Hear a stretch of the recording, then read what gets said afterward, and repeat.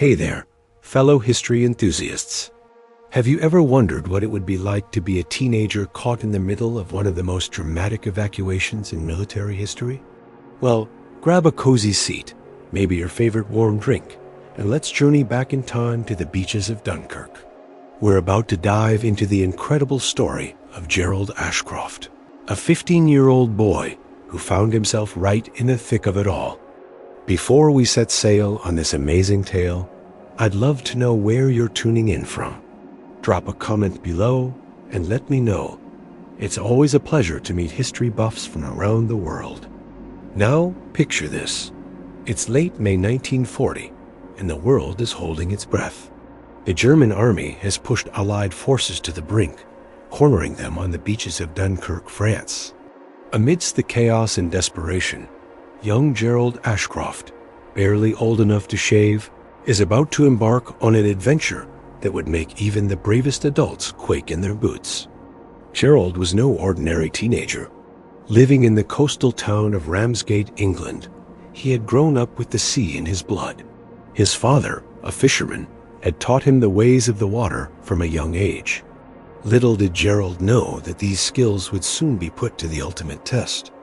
As news of the dire situation in Dunkirk reached British shores, a call went out for civilian boats to aid in the evacuation. Gerald's father, like many others, answered that call without hesitation. But here's where our young hero's story takes an unexpected turn. Gerald, with a mix of youthful bravery and perhaps a dash of teenage rebellion, decided he wasn't going to be left behind. In the dead of night, as his father prepared their family's fishing boat for the perilous journey, Gerald snuck aboard, hiding among the supplies. By the time he was discovered, they were already well on their way across the English Channel. His father, a mix of anger and pride in his eyes, knew there was no turning back. As they approached the beaches of Dunkirk, the reality of war hit Gerald like a punch to the gut. The sky was filled with smoke, the air thick with the sounds of gunfire and explosions. Soldiers, tired, wounded, and desperate, waded into the water, reaching out for any hope of rescue. Gerald's small hands, more accustomed to handling fishing nets, now grasped the hands of soldiers, pulling them to safety. Hour after hour, trip after trip, he worked alongside his father and the crew, ferrying exhausted men back to the safety of larger ships waiting further out. But it wasn't all smooth sailing. On one return trip to the beach, their little boat came under fire from German aircraft. Gerald, his heart pounding like a drum, helped his father navigate through the chaos. A near miss sent water spraying over the deck, and for a moment, Gerald thought it might be the end. But somehow, they made it through. As night fell, the evacuation continued under the cover of darkness. Gerald, running on pure adrenaline, lost count of how many soldiers they had saved. Each face, etched with a mix of relief and trauma, burned itself into his memory. On what would be their final trip to the beach, disaster struck. Their boat's engine sputtered and died, leaving them stranded dangerously close to the shore. Gerald watched in awe as his father, without a moment's hesitation, jumped into the frigid water and began to push. Other soldiers, seeing this act of bravery, joined in, and together they managed to get the boat moving again. As dawn broke on their third day at Dunkirk, Gerald and his father made the journey home. Their little fishing boat, battered but unbroken, had played its part in one of the most remarkable rescue operations in history. Returning to Ramsgate, Gerald was a changed young man. The boy who had snuck aboard his father's boat had become a hero in his own right. In the days and weeks that followed, as the full scale of the Dunkirk evacuation became known, Gerald struggled to put his experiences into words.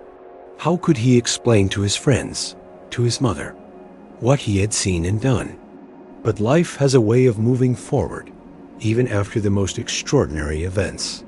Gerald returned to school, carrying with him a secret weight of experience that set him apart from his peers. He found solace in writing, penning down his memories in a journal that would later become a valuable historical account. Years later, When Gerald looked back on those fateful days at Dunkirk, he would say that it was the moment he truly grew up. The bravery he witnessed, the camaraderie among soldiers and civilians alike, and the sheer will to survive against overwhelming odds, these were lessons that shaped the rest of his life. Gerald Ashcroft's story is just one of many from the miraculous evacuation of Dunkirk. It reminds us that heroism knows no age, that ordinary people can rise to extraordinary challenges when called upon. From the soldiers on the beach to the civilian boat crews who risked everything, the spirit of Dunkirk continues to inspire us today. As we wrap up this incredible tale, I hope it's given you a glimpse into the personal stories that make up the tapestry of history. These are the kinds of stories that remind us of the courage and resilience of the human spirit, even in the darkest of times. If you enjoyed this journey back to Dunkirk through Gerald's eyes, don't forget to hit that like button and subscribe to our channel. It's absolutely free, and it helps us continue bringing these amazing stories to life for you. Your support means the world to us and allows us to keep diving into the lesser-known tales of history that deserve to be told. So, until next time, keep that curiosity burning, and remember, history is not just about dates and facts. It's about the people who lived it, breathed it, and shaped our world. Thanks for joining me on this incredible journey, and I can't wait to see you in our next historical adventure. Take care and keep those stories alive.